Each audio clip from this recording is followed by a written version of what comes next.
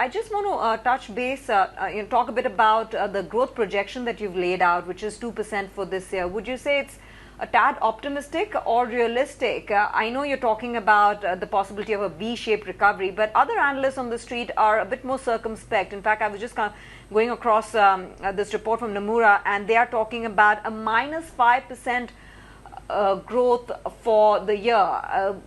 Could you run us with some of the assumptions that you factored in that make you a little more positive about your outlook?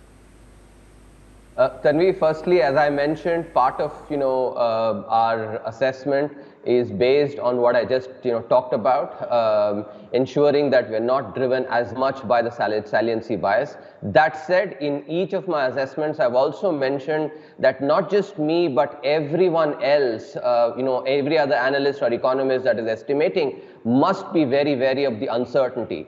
Nobody can really be certain and say that it's going to be X percentage.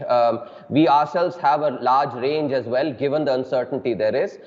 In fact, compared to maybe other analysts, I would say in my case, actually, the uncertainty I would factor in is significantly greater, because this is a situation of unknown unknowns.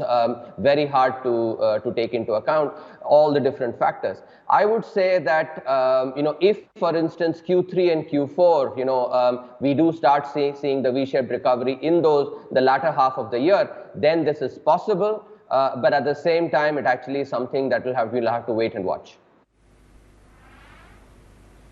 Okay, and finally, this mega fiscal package, what do you think the implications would be of this measure by the government on the fiscal deficit situation, on fiscal prudence at this point, and how would you manage expectations and concerns with rating agencies who might look at the expansion in the fiscal deficit number as a percentage of GDP as a red flag, and you could run the risk of a downgrade? How do you manage those expectations?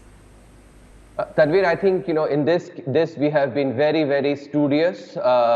We have looked at every country's package, and what we found is that different countries' packages have utilized the different spaces that is available on the monetary, liquidity, or fiscal side. If you look at the Indian package as well, we have utilized the fact that there is greater space on the monetary side and on the liquidity side, especially given the number of institutions, government-owned institutions, that we can use to leverage and thereby keep the fiscal cost actually under control. So this is a package where caution has not been thrown to the winds.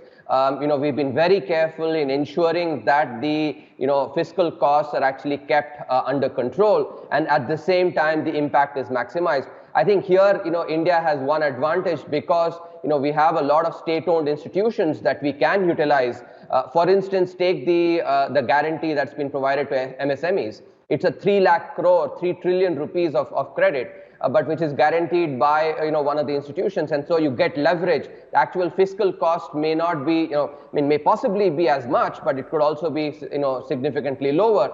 And so by ensuring that we use more liquidity and monetary measures, we have ensured, we've kept in mind that the fiscal costs remain under control. So I am confident that we will basically be very much within the comfort zones of the rating agencies, with whom we've been in discussions with as well.